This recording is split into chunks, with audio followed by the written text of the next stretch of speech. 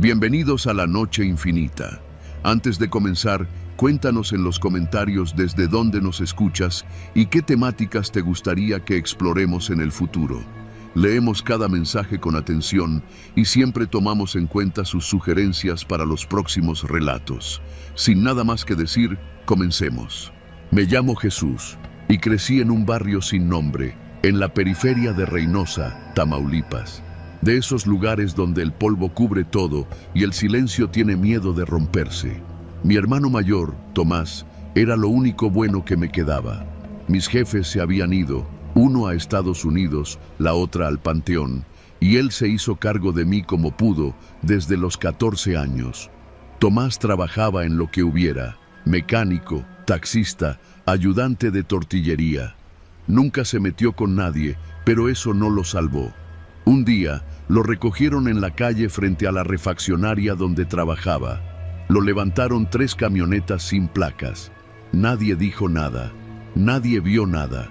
Supe que era el narco porque lo único que dejaron fue un trapo con sus iniciales pintadas con sangre en la banqueta. Tardé 2 semanas en encontrar su cuerpo. Apareció descuartizado en bolsas negras, abandonadas detrás del canal de riego. El forense me preguntó si quería hacer el trámite para reclamar los restos completos. Le dije que con lo que tuvieran me bastaba. No tenía dinero para una caja grande. Me metí al ejército por venganza. Tenía 19 años, ni bigote me salía, pero juré que no iba a morir sin arrastrar conmigo a quien le hizo eso a Tomás.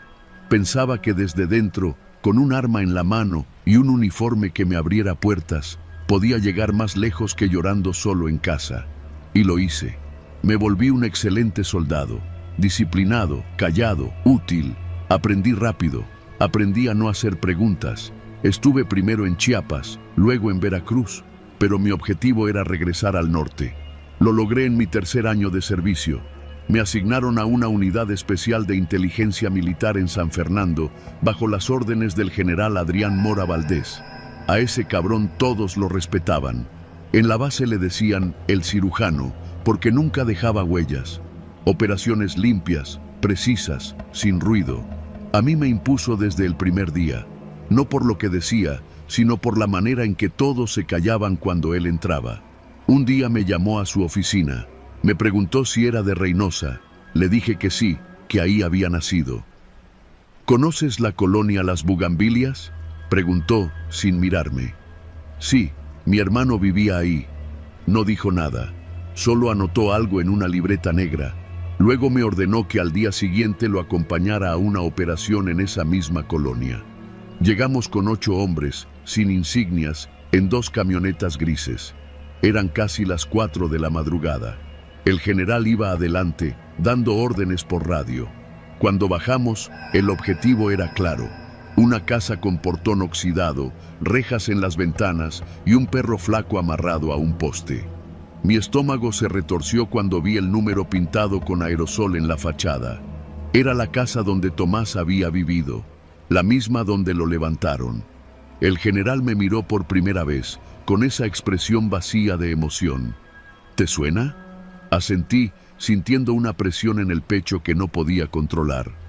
«Quiero que seas tú quien toque la puerta», ordenó. Lo hice. Me temblaban las piernas, pero lo hice. Al poco rato, una mujer abrió. Era doña Irma, la vecina. Llevaba años con nosotros. Se le quebró la cara al verme. «Jesús, no, no». Antes de que pudiera decir más, los demás entraron y la sacaron de un jalón. Revisaron la casa, la tiraron entera, no encontraron nada. Y entonces lo entendí. No venían a buscar drogas ni armas. Venían a limpiar una escena, a borrar algo del pasado. Esa noche no dormí. Al día siguiente fui con el sargento Flores, uno de los más viejos, y le pregunté si sabía quién había ordenado esa operación. Me dijo que esas cosas venían de más arriba, que el general tenía compromisos. Ahí me cayó el 20. El general no perseguía al narco. El general trabajaba para él. Todo lo que hacíamos, todas las operaciones nocturnas sin testigos, no eran limpiezas, eran cobros, ajustes o entregas. Y entonces empecé a fijarme mejor, en cómo seleccionábamos casas, en cómo desaparecían ciertos detenidos antes de llegar al MP. en cómo los reportes se llenaban antes de que saliéramos a patrullar. Me obsesioné. Revisé los archivos, los partes de operaciones, los informes falsos, cruces de coordenadas, fechas. Encontré una operación que coincidía con el día que Tomás desapareció. Y ahí estaba. Un reporte firmado por Adrián Mora Valdés. Coordenadas exactas. Hora. Objetivo. Elemento subversivo con presunto vínculo con grupo contrario. Grupo contrario. Eso era Tomás para ellos. Un pinche mecánico confundido con un halcón o con un tipo de la línea equivocada. Alguien que estorbaba.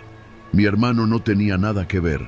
Y ese cabrón lo entregó como si fuera un animal. Me costó semanas reunir pruebas, fotografías, copias, documentos, todo hecho a escondidas. El miedo se volvió parte de mi rutina.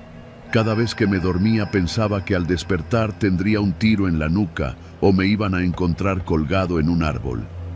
Llevé todo al capitán Ortega, un tipo joven que siempre había sido recto. Pensé que él podría ayudarme a denunciar. Lo leía todo en silencio, sin pestañear. Cuando terminó, cerró la carpeta y me la devolvió. Guárdate eso, muchacho, hazlo por tu vida. ¿No va a hacer nada? ¿Tú sabes cuántos hombres han intentado tocar a Mora? ¿Cuántos han desaparecido? Pero tengo las pruebas, tengo los documentos. Me miró con lástima. No es suficiente. Aquí los generales no sangran. Aquí solo sangramos los soldados. Me fui esa misma noche. Salí sin permiso, sin armas.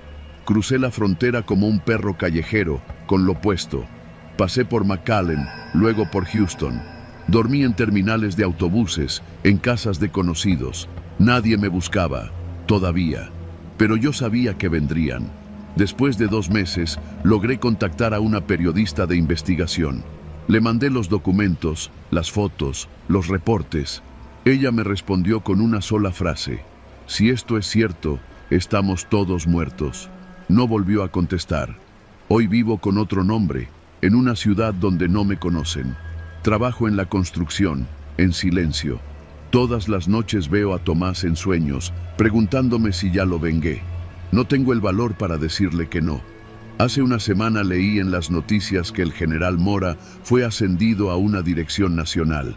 Le tomaron una foto sonriendo, con su uniforme reluciente y la medalla que le colgaron en el pecho. No sentí odio. Sentí algo peor. Inutilidad. Esta historia no la cuento para que me crean. La cuento porque quiero que alguien más sepa que, en este país, el infierno no está debajo de la tierra. Está vestido de verde olivo y te llama por tu nombre.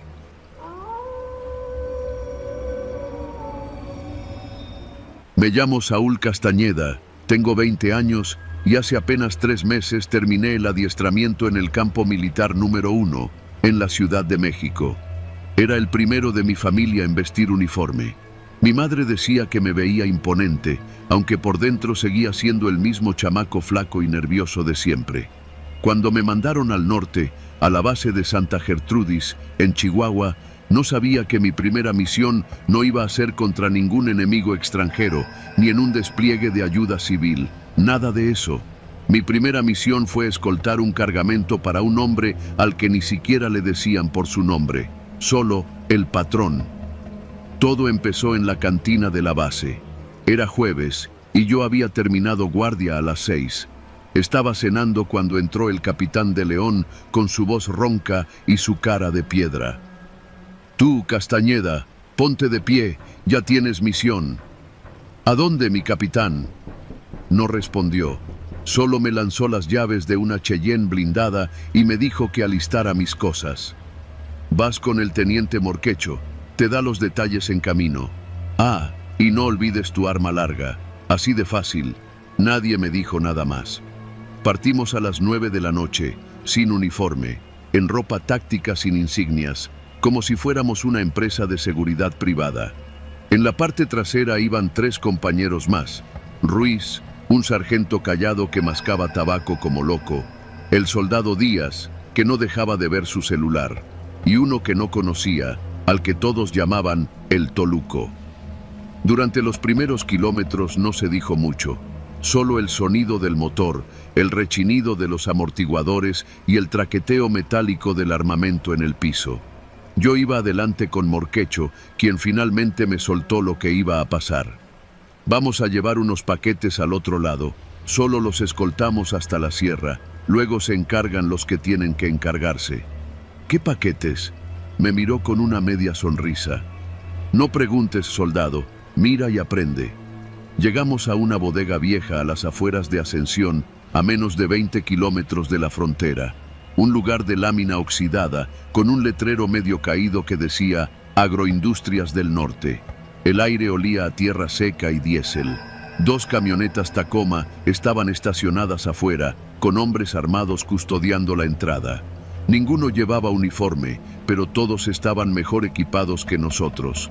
Uno de ellos se acercó a la ventanilla de Morquecho y lo saludó como si fueran viejos amigos. ¿Este es el nuevo? Me revisó como si fuera un animal. Sí, es su primera chamba, dijo Morquecho. El tipo asintió. Entonces que aprenda a quedarse callado. Descargamos varias cajas largas, como de electrodomésticos, y las subimos a una tercera camioneta.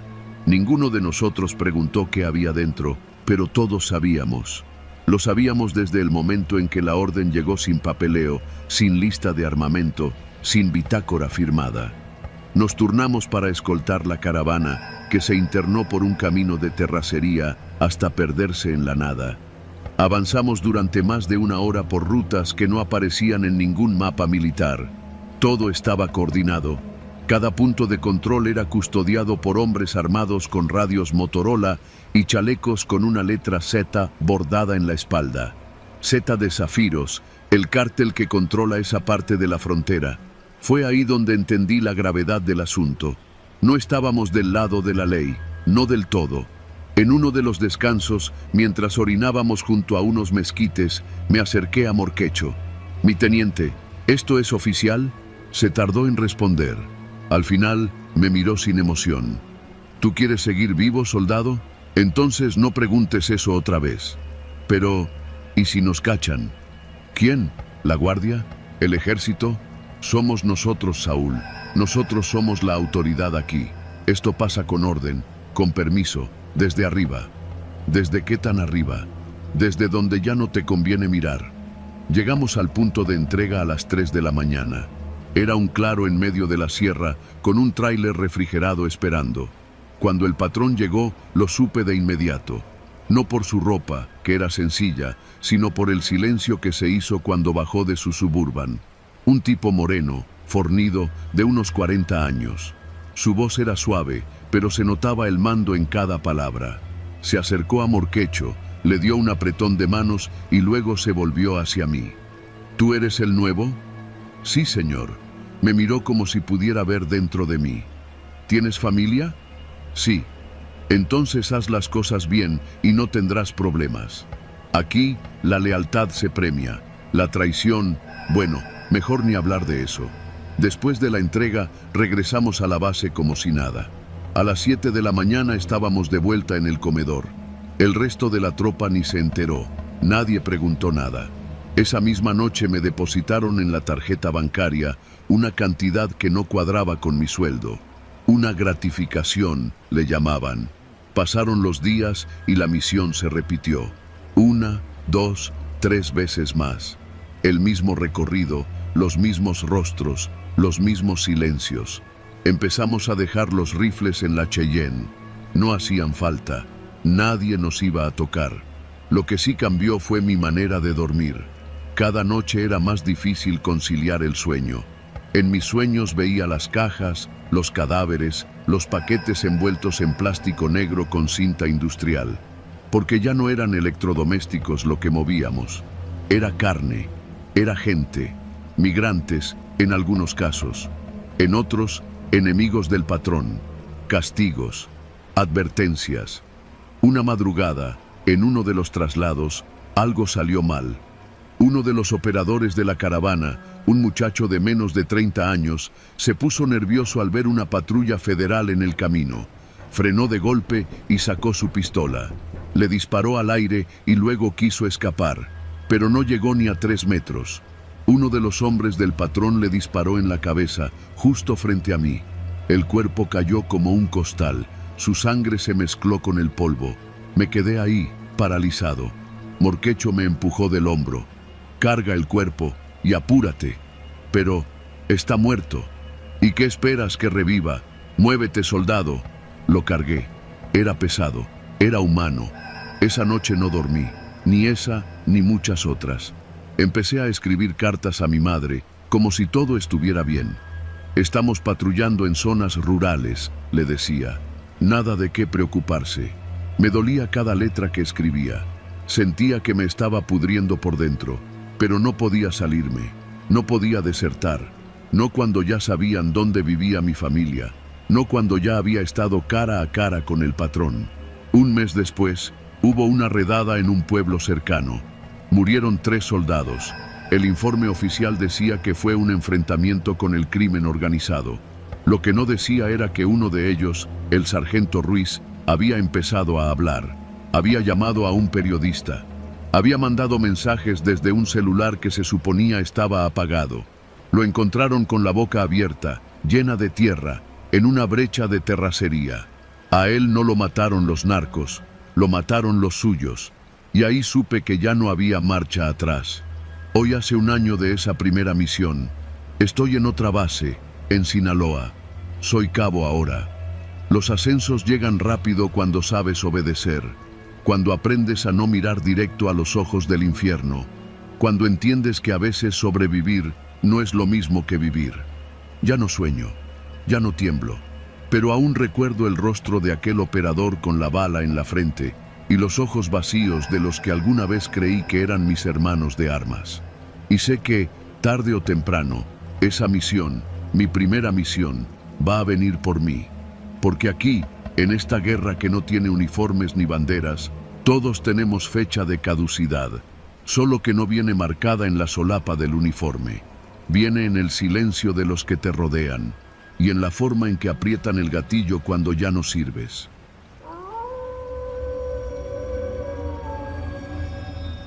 Mi nombre es Emiliano. Soy de Monterrey, pero esta historia no ocurrió allá. Lo que viví pasó en un rancho perdido entre las brechas de Tamaulipas, no muy lejos de San Fernando. Y sí, estoy vivo para contarlo, pero todavía me cuesta trabajo dormir con la luz apagada. Nunca imaginé que aceptar ese trabajo fuera a llevarme al infierno. Había salido de una agencia de producción audiovisual en San Pedro Garza García, de esas que hacen videos corporativos, bodas lujosas y comerciales para redes sociales. Nada fuera de lo común. Un día me llamó un cliente nuevo. Producción para eventos privados, decía el mensaje. Pidieron grabar una reunión en un rancho grande, con dron y cámara profesional, todo pagado en efectivo. El dinero era bueno, demasiado bueno. Me citaron en una gasolinera a las afueras de Reynosa, cerca de la carretera a San Fernando. Llegué a eso de las 9 de la mañana. Me recogió una camioneta blindada sin placas, con vidrios tan oscuros que apenas si podía ver hacia afuera. Había 2 hombres adelante. No me dijeron sus nombres, ni lo esperaban. Solo preguntaron si traía mi equipo. Les dije que sí, y me subí. Condujimos por horas por caminos de tierra, pasando ejidos vacíos, sembradíos abandonados y algunos retenes improvisados. En uno de ellos, un hombre con uniforme tipo militar y chaleco táctico nos pidió una clave. El conductor le dijo, 13-1, no hay carga, y nos dejaron pasar. Me pareció raro. Pensé que quizá era parte de un operativo del ejército, aunque había algo extraño en sus botas, en su forma de mirar. No sé, no cuadraban con los soldados de verdad. Al llegar al rancho, entendí todo. No era una hacienda de descanso. Era un cuartel rural, fortificado con torres de vigilancia, cámaras, muros altos y vigilancia armada. En las puertas había hombres con uniformes camuflados, pero ninguno tenía insignias. Me llevaron a una especie de salón grande, con un toldo blanco y sillas tipo banquete. Afuera había camionetas, caballos y música norteña de fondo. Me dijeron que solo grabara lo que pasara y no hiciera preguntas. No enfoques las caras, me advirtió uno. El otro se rió y agregó, Bueno, a menos que te quieran muerto, ¿verdad? Tuve que grabar una especie de celebración privada. Hombres armados, brindando con botellas carísimas, escoltas cuidando cada ángulo y algunos invitados que claramente no eran de este país.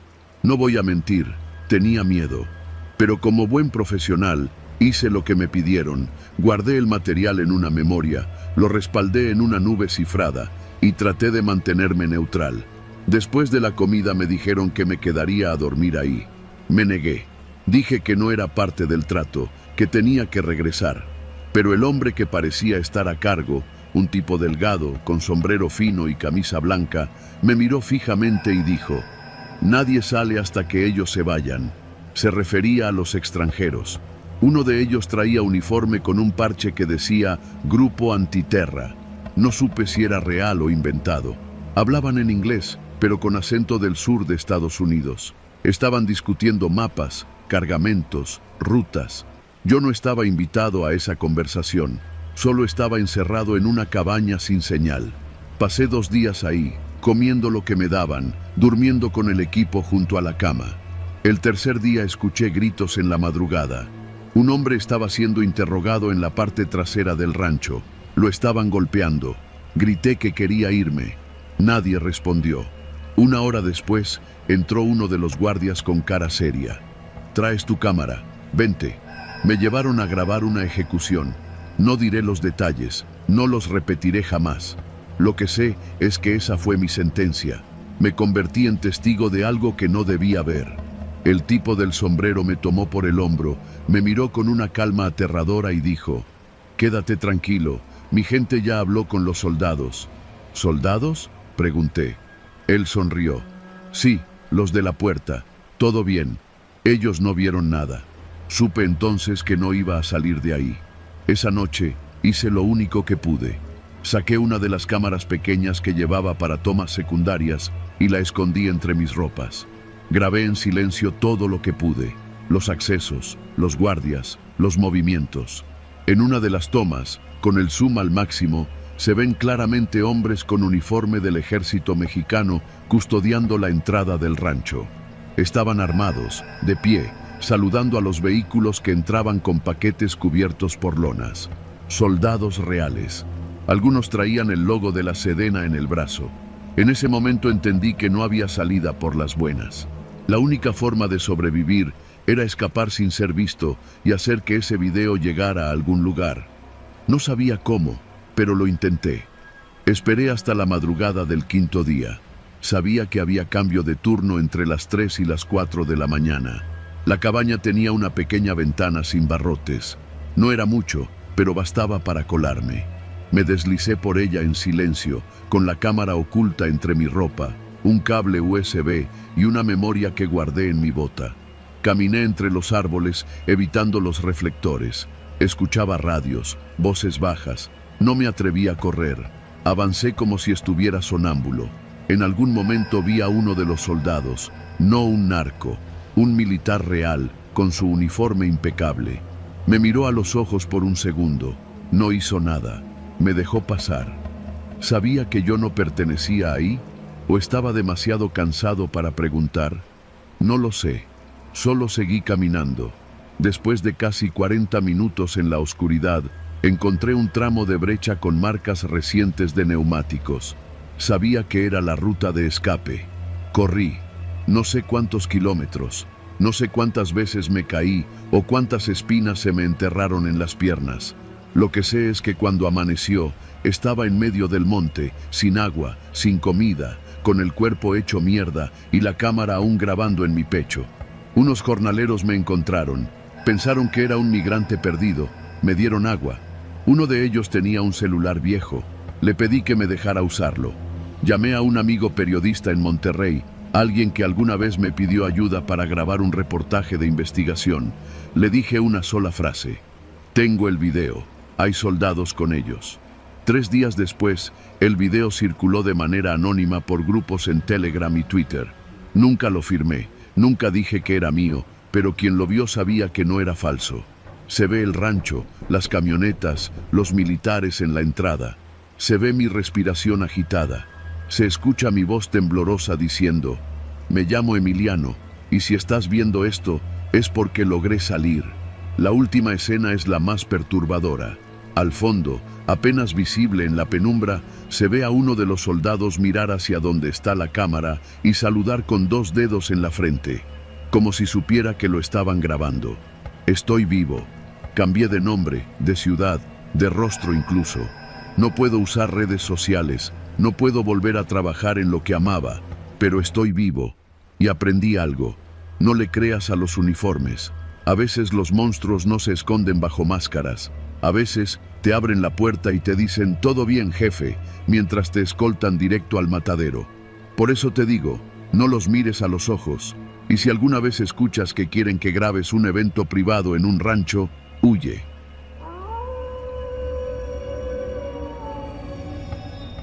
La primera vez que escuché el nombre Sierra Roja fue en la mesa de planeación del destacamento, un jueves por la tarde. Nadie en la sala sabía exactamente dónde comenzaba y dónde terminaba esa franja de monte al sur de Coyuca de Catalán, pero todos la mencionaban con la misma mirada, como quien habla de un terreno ya perdido. Había recibido órdenes directas desde la capital. Mi unidad, formada por 36 elementos, debía ingresar a esa zona y desarticular un supuesto campamento del cártel local, Los Falcón, que según inteligencia había instalado ahí un pequeño centro de entrenamiento y almacenaje de armas. Todo parecía rutinario: inserción al amanecer, reconocimiento, aseguramiento de material y retorno. Pero desde que me dieron el sobre sellado con la misión, algo no me cuadró. Primero, el mapa. Era viejo. Lo habían fotocopiado tantas veces que apenas se leían los nombres de los cerros. Las brechas marcadas ya no existían y los puntos de referencia eran aldeas abandonadas desde hacía años. Segundo, la nula comunicación con unidades civiles. Ni Guardia Nacional, ni Policía Estatal, ni siquiera los forestales. Zona caliente, nos dijeron. Infiltración sin apoyo local. Salimos un viernes, en la madrugada. Cargamos todo en 3 camionetas de doble cabina pintadas de verde olivo, con toldos cubiertos de lona y placas sin número. Íbamos armados hasta los dientes, rifles FX-05, lanzagranadas, visión nocturna, drones de reconocimiento. Aún así, el silencio durante el trayecto era absoluto. Pasamos a Juchitlán sin detenernos. Para cuando llegamos a la base del primer cerro, el sol comenzaba a pintar de naranja los árboles secos. Ahí nos bajamos. El resto sería a pie. Yo iba al frente, con el cabo Zúñiga y el sargento Soria detrás. Avanzábamos en formación de columna, cortando camino por veredas que ya eran más de animales que humanas. Desde el primer kilómetro noté algo raro. Ni un solo sonido, ni aves, ni grillos. Solo el crujir de nuestras botas sobre la tierra seca. Alrededor del mediodía, divisamos lo que parecía ser un campamento abandonado. Lo primero que encontramos fue una lona negra extendida sobre unos troncos. Alrededor había restos de fogatas apagadas, envoltorios de comida, latas de cerveza, una tabla con clavos ensangrentada. Pero ningún cuerpo, ningún ruido. Mientras tomábamos fotos del lugar, uno de los soldados, López, encontró una grabadora portátil colgada de una rama, cubierta con una bolsa plástica. Al encenderla, todos nos quedamos paralizados. Era una grabación casera de un interrogatorio. La voz que preguntaba era pausada, casi educada. La que respondía lloraba. Después venía un chillido metálico, y luego nada, solo silencio. Apagué el aparato y ordené destruirlo. Esto no es solo un campamento, le dije a Soria. Aquí torturaron a alguien, y no hace mucho. A las 17 horas nos internamos más. El monte se cerraba, los caminos se hacían más estrechos y el aire olía a ceniza. Fue ahí cuando empezamos a ver los pañuelos rojos, colgados en ramas, atados a piedras, clavados en árboles como señales. No era algo improvisado, era un lenguaje, un código que no entendíamos. Acampamos esa noche en una planicie estrecha entre 2 cañadas. Colocamos un perímetro de luces infrarrojas y mandamos al cabo Zúñiga y a 3 soldados a patrullar 1 kilómetro al norte. No volvieron. A las 2 de la mañana, las luces del perímetro parpadearon una sola vez y luego murieron. No escuchamos tiros, ni un solo disparo, solo un ruido sordo, como de pasos en tierra mojada. Me arrastré hacia una piedra y vi a uno de los nuestros, reconocí la silueta por el chaleco, caminando de regreso hacia el campamento. Pero iba desnudo, cubierto de lodo, con la cabeza ladeada como si se le hubiera roto el cuello. Lo seguían otras figuras. Conté 7. Abrí fuego. El caos duró menos de 3 minutos. Disparamos sin parar, vaciamos cargadores y lanzamos una bengala para alumbrar el área. Pero no había nada, solo los árboles moviéndose con el viento y las huellas de nuestros compañeros, pero ninguna gota de sangre, ningún cuerpo. Al amanecer, solo quedábamos 14. Decidí que era momento de salir de ahí. Rompimos la formación y tomamos una ruta alterna para regresar por un viejo camino maderero. Fue entonces cuando vimos el primer cadáver, un soldado nuestro, colgado de un árbol con sus propias botas atadas al cuello, el uniforme puesto al revés, como si se lo hubieran quitado y vuelto a poner al azar, la cara cubierta con su casco y el rostro quemado con ácido. Más adelante encontramos a otro, igual, y luego otro más, todos con los uniformes volteados, todos colgados, todos alineados como si fueran parte de una exposición. Cuando llegamos a la base del cerro, ya eran las 12 del día. 3 camionetas negras sin placas nos esperaban. Hombres armados con fusiles Barrett, chalecos tácticos y radios cifrados. Sabían que vendríamos por ahí. Nos estaban esperando. Me identifiqué. Pedí paso. Uno de ellos, con sombrero tejano y barba canosa, se me acercó sin decir nada. Me miró durante varios segundos y luego me extendió una botella de agua. «Sargento, ya vio lo que hay allá arriba, ¿verdad?».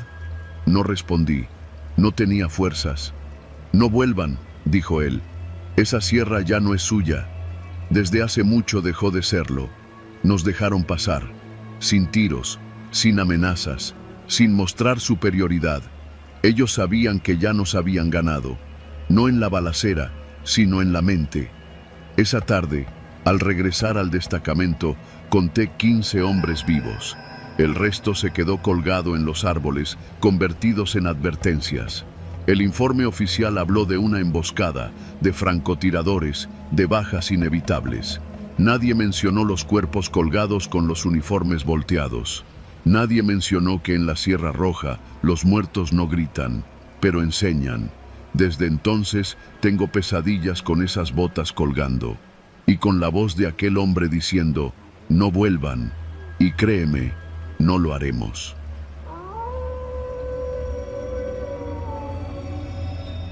No tengo nombre, o por lo menos ya no lo uso. Me lo quité el día en que regresé vivo de ese operativo. No porque quiera esconderme, sino porque ese nombre se quedó allá, enterrado entre los mezquites resecos, los costales de cal y las camionetas repletas de muerte. Lo que vas a leer no es ficción, tampoco es confesión, es testimonio. Era soldado raso del ejército mexicano, destinado al norte del país, en el estado de Tamaulipas, muy cerca de la línea que divide a México y Estados Unidos. Era joven, fuerte, obediente. Me alisté porque mi jefe había muerto en una balacera de narcos y lo único que me dejó fue una deuda con el IMSS y una madre enferma de la presión. Pensé que el uniforme me daría dignidad. ¡Qué pendejo! Aquel día recibimos el pitazo desde el batallón. Un rancho al sur de Miguel Alemán estaba siendo usado como centro de operaciones por un grupo de sicarios ligados al cártel del noreste. Se decía que ahí cocinaban cristal y que además tenían mujeres privadas de su libertad, traídas desde Chiapas, Veracruz y hasta Honduras. Las órdenes eran claras: asegurar el lugar, confiscar armamento, rescatar a los civiles. Sonaba bien, como de película, pero en México las películas no tienen finales felices y los héroes casi nunca se parecen a los buenos. Éramos 3 camionetas, 20 militares en total. Avanzamos en fila por un camino de terracería que olía a polvo y muerte. No había señal de celular ni cobertura de radio, solo monte, cerros secos y la carretera lejana como una vena gris cortando la piel del desierto. El rancho era enorme, con una barda perimetral hecha de lámina y troncos y una entrada oxidada que chirriaba como si supiera lo que le venía. Entramos a las 6 de la mañana, aprovechando el cambio de guardia. La mayoría de los halcones estaban dormidos o empedados. Cayeron fácil. Los demás, los que se atrincheraron en la casa principal, duraron apenas 15 minutos antes de rendirse. 3 narcos muertos, 4 heridos. Uno de los nuestros con un balazo en la pierna. Fue un éxito. Eso nos dijeron. Pero entonces la orden cambió. El capitán, no diré su nombre porque todavía anda activo, dio la instrucción de revisar bien el rancho. Y no me refiero a revisar como se revisa un lugar asegurado. Me refiero a abrir los cuartos con navaja, levantar las losetas, romper paredes falsas. Sabía lo que buscábamos: droga, armas, dinero. Pero lo que encontramos fue peor. En un cobertizo sin ventanas, metido detrás de una pila de costales, había una puerta de metal. Olía a orines, a encierro. Cuando la abrimos, la oscuridad casi nos echó para atrás. Dentro, encadenadas de pies y manos, había 9 mujeres. Una de ellas era apenas una niña. La mayor tendría poco más de 30 años. Todas estaban vivas. Todas tenían los ojos vacíos. Ninguna lloró. Al principio creímos que vendrían ambulancias, psicólogos, prensa. Pensé en las noticias. Ejército mexicano rescata a mujeres secuestradas. Pensé que esa noche dormiría tranquilo. Pero el capitán mandó a sacar las camionetas civiles de los narcos. Unas Cheyenne modificadas con placas falsas. Dijo que debían llevarse para resguardarlas en la base. Nos hizo formar 2 filas. Asignó a los soldados para que subieran la droga, los rifles, las cajas de dinero. A otro le ordenó que grabara en video el aseguramiento, pero solo los pedazos bonitos, donde salimos posando con los paquetes y el humo todavía fresco de las balas. Después, ordenó subir a las mujeres a las camionetas. Ahí fue cuando algo se quebró. Uno de los soldados, un morro nuevo de Oaxaca, preguntó qué pasaría con ellas. El capitán lo miró sin expresión. Se reparten, lo que agarramos es nuestro, y luego, dirigiéndose a todos: ya saben cómo es esto, el que abra la boca se queda aquí. A partir de ahí todo se volvió irreal, como si estuviéramos en una pesadilla borrosa de la que no puedes despertar. No era la primera vez que algo así pasaba, pero era la primera vez que yo estaba ahí, viendo cómo mis compañeros se subían a las camionetas riendo, escupiendo al suelo, celebrando como si hubieran ganado una rifa. Yo no pude moverme. Me quedé junto a una de las mujeres. Tenía la cara hinchada, los labios partidos, y en los ojos una mirada que todavía me persigue. Me preguntó si de verdad la íbamos a ayudar. Yo no supe qué decirle, apenas pude sostenerle la mirada. Cuando la subieron a la caja de la troca, intentó resistirse, pero la apuntaron con un rifle y dejó de moverse. En total, eran 4 camionetas llenas, 2 con droga, 2 con mujeres. Todo lo que no cabía lo quemaron: animales, documentos, incluso cuerpos. Usaron gasolina. Dicen que así no huele tanto. Mentira. A mí el olor me duró semanas en la ropa, en la nariz, en las uñas. Cuando regresamos a la base, el parte oficial decía que habíamos desarticulado un centro de operaciones del crimen organizado con saldo blanco para las Fuerzas Armadas.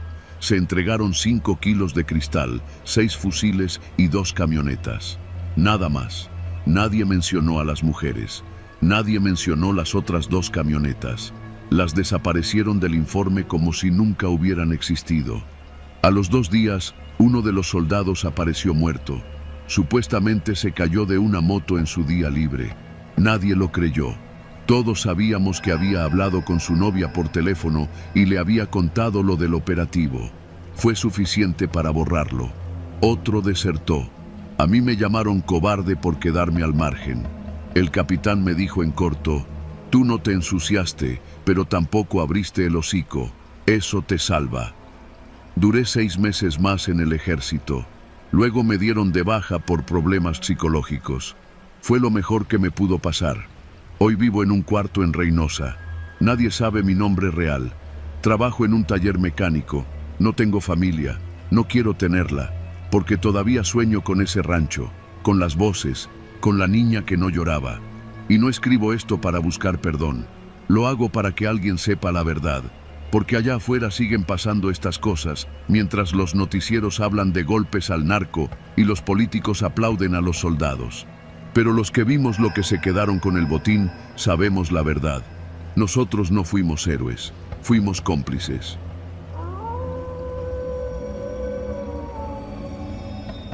Nunca se me va a olvidar esa noche. Trabajaba de chofer para una empresa agrícola en Sinaloa, en los alrededores de El Dorado. Mi labor era sencilla: recoger a los jornaleros en la madrugada, llevarlos al rancho donde trabajaban deshiervando o cortando chile y regresarlos por la tarde a sus casas. Muchos de ellos eran del sur de México, chiapanecos en su mayoría, otros de Guerrero y Oaxaca. Gente humilde, trabajadora, que venía buscando algo mejor, aunque no sabían o no querían saber a quién le trabajaban en realidad. Aquella madrugada salimos del poblado de La Flor en el camión, un Dina viejo. Todo vibraba al pasar los baches. A bordo iban más de 40 jornaleros, muchos dormidos, otros rezando o tomando café en termos de plástico. Yo ya tenía la ruta en automático. Salíamos a eso de las 3:30 de la mañana y tomábamos una brecha que bordeaba los campos hasta llegar al rancho. Pero esa noche algo no cuadraba desde el principio. Casi al llegar al entronque del camino viejo de Terrero, nos topamos con un retén. Nada raro, en esa zona abundan. A veces es el ejército, a veces la Guardia Nacional y otras, pues, quién sabe. Este tenía camiones tipo militar, hombres armados con uniformes camuflados y lámparas potentes que te encandilaban cuando te las apuntaban directo a la cara. Uno de ellos me hizo la señal con la mano. Paré el camión. «Buenos días», dije, con voz seca. «¿A dónde se dirigen?», preguntó uno de los soldados, un tipo moreno, delgado, con acento que no supe identificar. «A los campos de cultivo de Rancho El Plomo». El tipo me observó en silencio, como si buscara mentiras en mi cara. «¿Llevas lista?», me preguntó. Saqué la hoja con los nombres de los trabajadores y se la extendí. Él la tomó y caminó hacia la camioneta que tenían estacionada a un lado. Alcancé a ver que hablaba por radio. Luego se acercó otro, con un chaleco sin insignias. No traía uniforme militar, pero mandaba más que todos. Lo noté de inmediato por cómo los otros se cuadraban. «¿Quién es el encargado?», preguntó. «Yo, soy el chofer, pero el patrón está en el rancho. Van a esperar aquí un momento». No hizo falta preguntar por qué. Sabía que algo andaba mal. Todos los jornaleros estaban en silencio, apenas susurraban entre ellos. Uno de ellos, don Abelardo, un viejito de Oaxaca, me hizo una seña desde la parte trasera del camión. «Ese no es ejército», dijo en voz baja cuando me acerqué. Lo sabía. Lo sabía desde el momento en que vi las botas sin lodo, los rifles demasiado nuevos, las camionetas sin placas. Pero, ¿qué podía hacer? Tenía más de 20 hombres con armas largas rodeando el camión y yo era solo un chofer. Pasaron más de 15 minutos. El tipo del chaleco volvió a acercarse y me hizo una seña con la cabeza.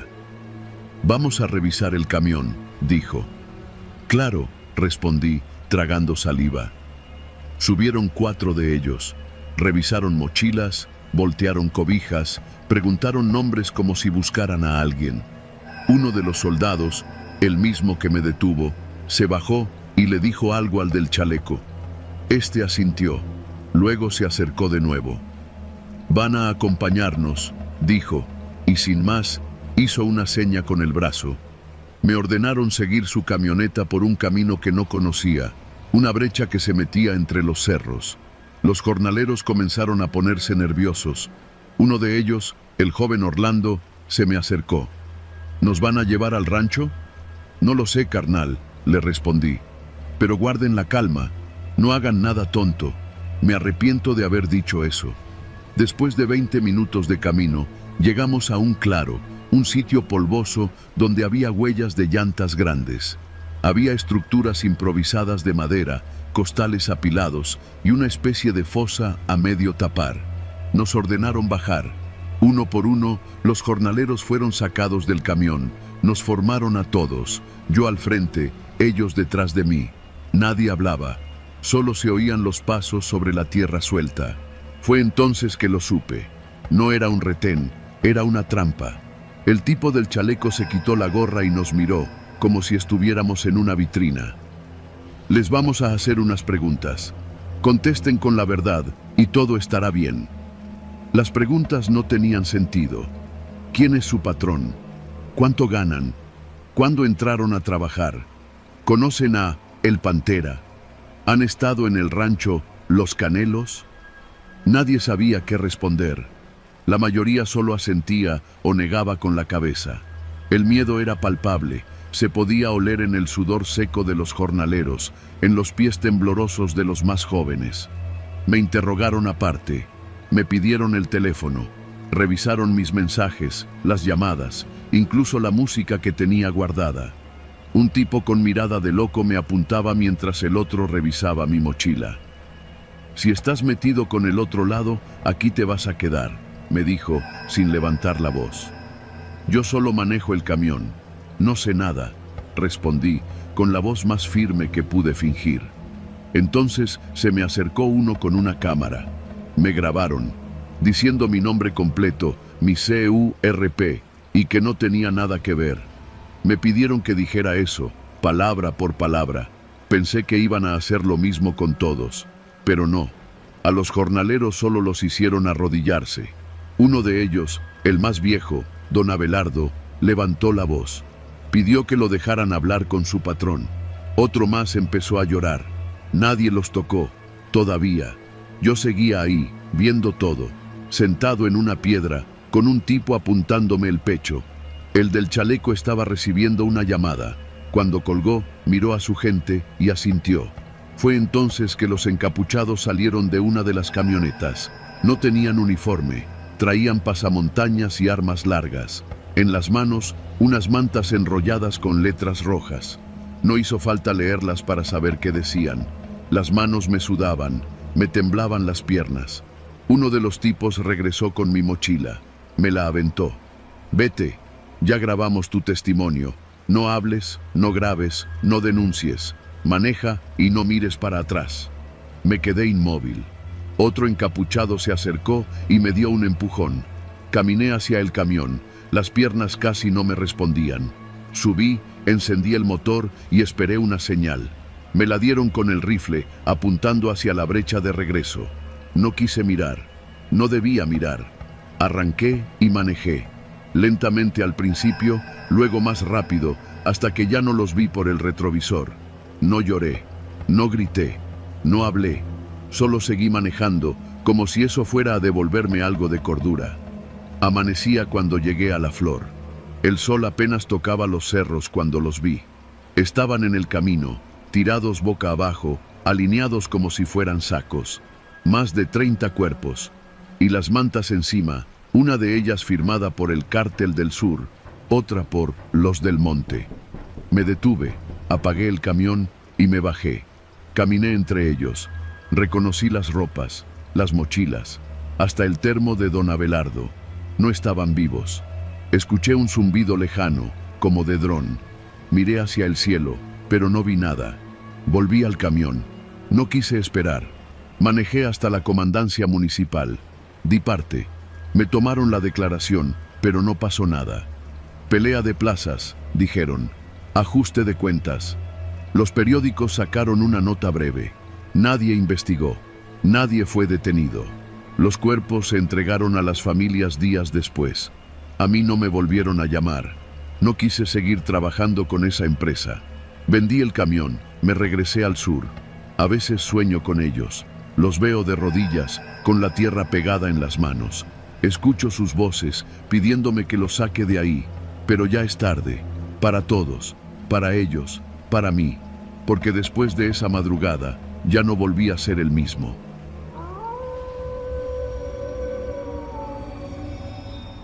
Nunca pensé que lo último que grabaría con mi cámara no sería un documental, sino la peor noche de mi vida.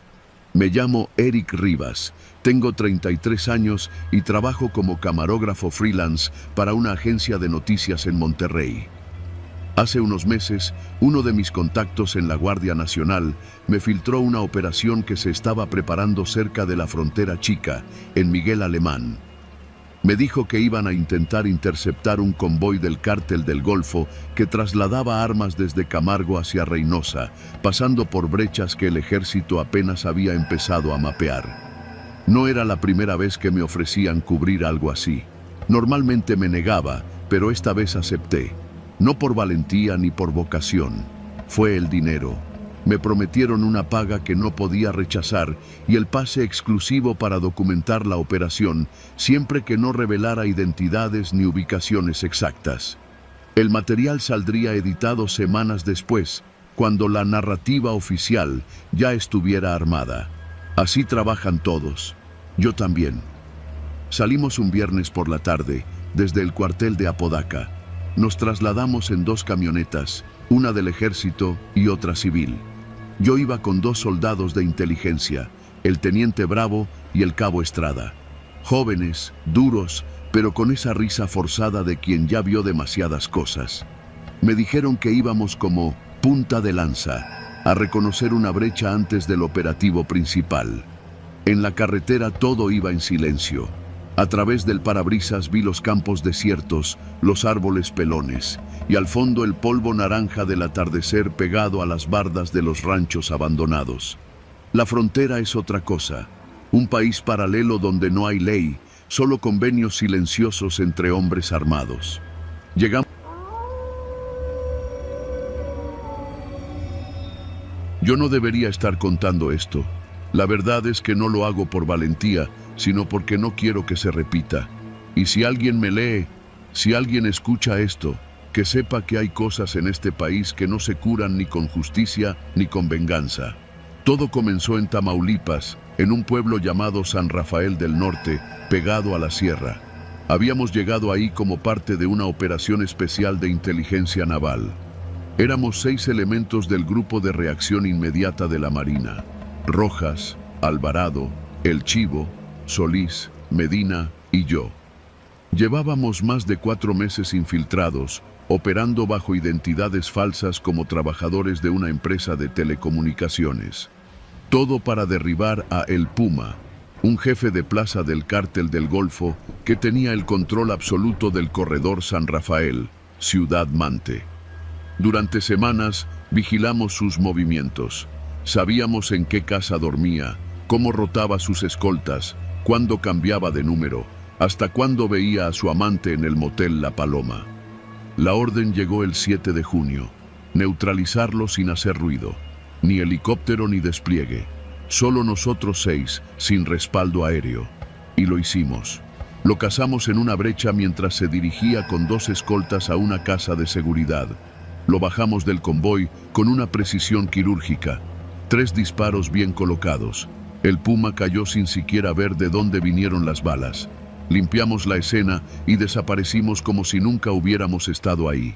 Yo pensaba que la misión había sido un éxito, pero no sabíamos que esa bala iba a rebotar directo a nuestras casas. 3 días después, recibimos un mensaje cifrado: abortar exfiltración, amenaza inminente, contacten base alterna en 48 horas. Yo no entendía. ¿Amenaza de quién si el cabrón ya estaba en una bolsa negra? Esa noche, en el hotel donde nos hospedábamos en Tampico bajo otra identidad, recibí una llamada de mi hermano. Llevaba 3 años sin marcarme.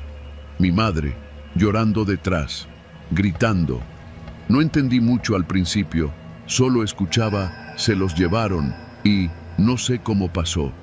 Colgué, saqué el celular operativo. Ya tenía una alerta. Familiares comprometidos. Confirmada amenaza contra círculos cercanos de todos los elementos del equipo, nos habían respondido. Los muy hijos de puta no fueron por nosotros, fueron por nuestras familias.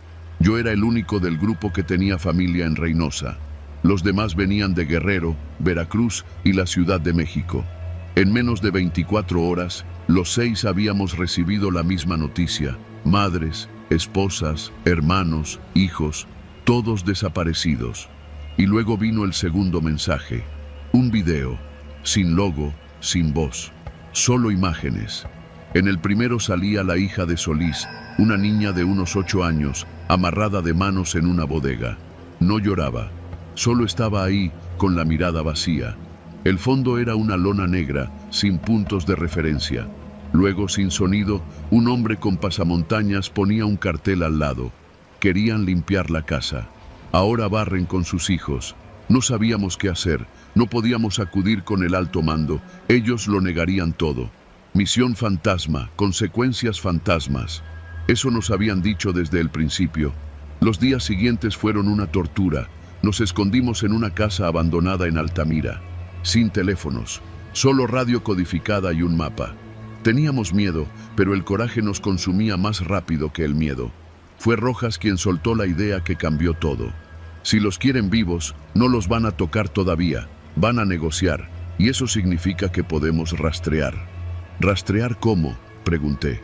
Los van a mover, y no puedes mover 6 o 7 personas sin logística, gasolina, comida, cadenas de mando.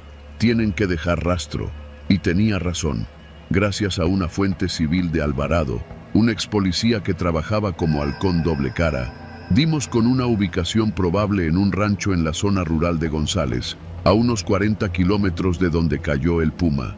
El lugar tenía vigilancia, pero no demasiado. Usaban la discreción como su mejor defensa.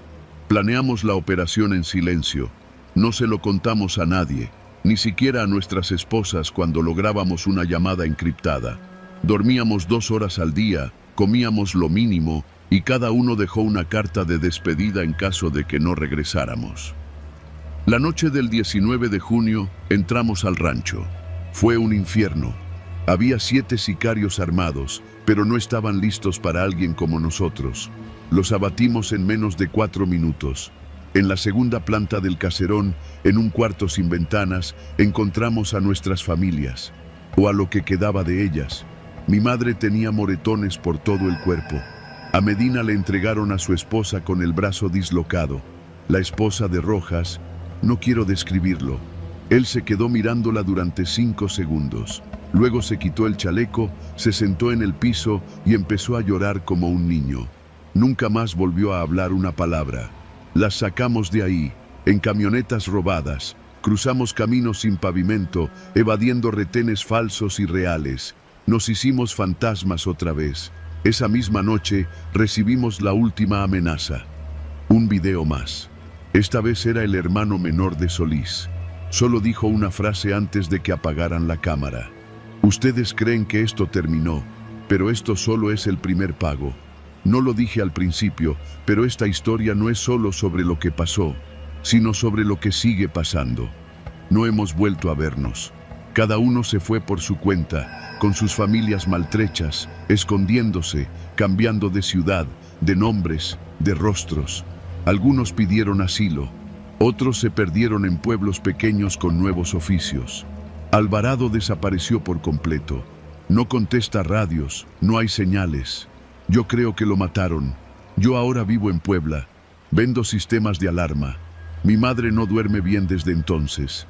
Cada vez que ve una camioneta negra estacionada frente a la casa, se encierra en el baño y reza. Y yo tengo armas escondidas en cada habitación. No porque crea que voy a defenderme si vienen, sino porque no pienso permitir que mi madre vuelva a pasar por lo mismo. La Marina nunca dijo nada. En ningún medio salió el nombre de El Puma. Lo enterraron como si nunca hubiera existido. A nosotros nos borraron del registro. Las pensiones nunca llegaron. Solo recibimos silencio. Y yo ya entendí. No hay héroes en este país. Solo hombres con miedo tratando de hacer lo correcto en un campo de juego donde las reglas no existen.